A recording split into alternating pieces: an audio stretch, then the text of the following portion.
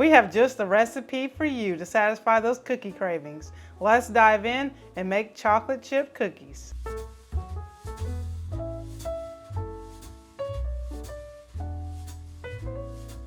Okay, so let's measure out 2½ cups of all-purpose flour. And you want to be careful to get the exact measurement. If you can level it out, that will help, because you don't want to use too less, but you don't want to have too little. Yeah, baking is very precise. We're going to take a ½ teaspoon of salt and put that into the flour. 1 teaspoon of baking soda. And we're going to just go ahead and whisk these all together. Just kind of stir it around, give it a good mix in. Now we're going to take 1 cup of room temperature butter, or 2 sticks of butter. And I'm going to put this in my mixer. And you can use a hand mixer. I just like to use the KitchenAid because it helps me mix it a lot easier, have the work cut out. Now we're going to take 1 cup of brown sugar, but we're going to pack it. So 1 cup of packed brown sugar. We're going to make sure this brown sugar is nice and packed down. Alrighty, so now that we have 1 cup of packed brown sugar, we're going to put this with the room temperature butter. Next, we're going to take 2/3 cup of white sugar, or granulated sugar. And I like to use more of the brown sugar than I do the white sugar, because I feel like it gives it a little bit of a nice moistness with it. Brown sugar does. Okay, so now we're going to go ahead and mix this up until it's nice and fluffy. Mix it for about 2 to 3 minutes. Gonna make sure I get this all in there to get mixed in. I don't have the scraper attachment. Using a spoon to kind of make sure I get all the butter and things off the side. I'll continue to mix this. So now that it's all mixed in, it's nice mixed and fluffy. Now we're going to add 1 teaspoon of vanilla extract. Give it some good old flavor. We're going to put 2 room temperature eggs. And we're going to go ahead and mix the eggs and the vanilla into our butter and sugar mixture.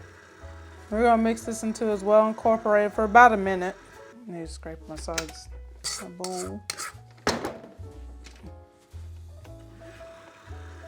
Now we're going to take our flour, salt, and baking soda mixture that we put together earlier, and we're going to place this into our wet ingredients. We're just going to mix that. And make sure not to overmix your cookie dough. Make sure to get all this off of here. Now I'm going to remove this, move my attachment. Make sure to get my extra cookie dough. Now I'm going to take 2 cups of the semi-sweet chocolate chips, and we're going to put that into our cookie dough. And I'm going to use a spatula and fold this in to the dough. So I don't want to do any more mixing. Like I said, we don't want to over mix our cookie dough. You just want to mix those real good in there, just until they're combined. Now that the chocolate chips are mixed in, we're going to go ahead and take our cookie dough, and we're going to cover it with saran wrap, or you can use foil. And what we're going to do is we're going to chill our cookie dough for 2 hours. It gives it time to absorb, for the flour to absorb in. And also, chilling your cookie dough helps it to spread out less and gives you a little bit of a thicker cookie. Okay, so now that we have chilled our cookie dough for 2 hours in the refrigerator, we're gonna take, well, I don't have a cookie scoop currently, but I have a tablespoon. So we're gonna use a tablespoon and we're just going to roll and take just a heaping tablespoon, is what I like to call it. And we're just gonna place it on there just like that. And just try your best to get them all uniform in size. Of course, I got a audience. We got an audience right here. My coffer right here looking.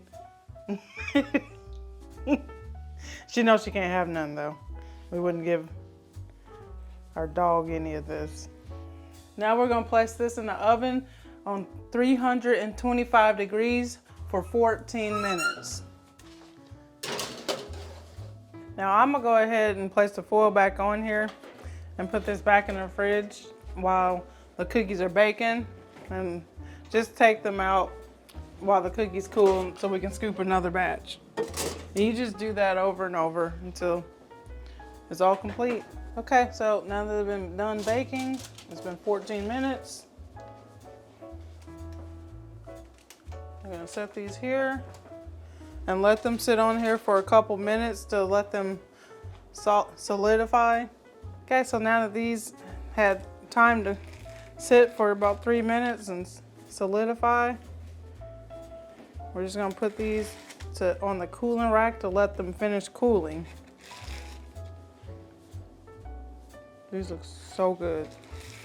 All right, now I got my cookies all plated, and this recipe makes about 24 to 26 cookies. It's perfect for a family gathering for the holidays. And look at that.